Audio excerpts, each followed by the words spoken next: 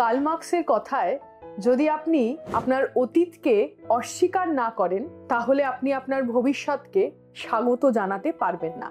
ঠিক তেমনি অতীতের সম্পর্কটি আপনার ভেঙে গেছে, হারিয়েছেন অনেক কিছু, নিজের ভেতরে বদল এনেছেন অনেকটা। এই অতীতের সম্পর্কই আপনাকে হাতছানি দিচ্ছে আবার, কিন্তু সেই দিকে যদি আপনি ফিরে যান তাহলে কিন্তু আপনি আপনার ভবিষ্যৎকে কখনোই এগিয়ে নিয়ে যেতে পারবেন না। আপনি তো কোনো অপশন নন, আপনি তো সবসময় অ্যাভেলেবেল থাকবেন এটাও অ্যাকসেপ্ট করা যায় না। নিজের একটি স্বাতন্ত্র্যতা বজায় রাখুন এবং এই রকম হাতছানিগুলি থেকে নিজেকে অনেকটা ওপরে তুলে আনুন। দেখবেন নিজেকে আপনি নিজে সম্মান দিচ্ছেন, এবং নিজেকে সম্মান দেওয়া মানে নিজেকে ভালো রাখা, নিজেকে ভালোবাসা। দিনের শেষে আমরা সবাই স্বার্থপর। নিজেদেরকে ভালোবাসলেই কিন্তু আমার আশেপাশে এই মুহূর্তে যারা আমাকে ঘিরে রয়েছে তাদেরকে আমরা ভালো রাখতে পারবো।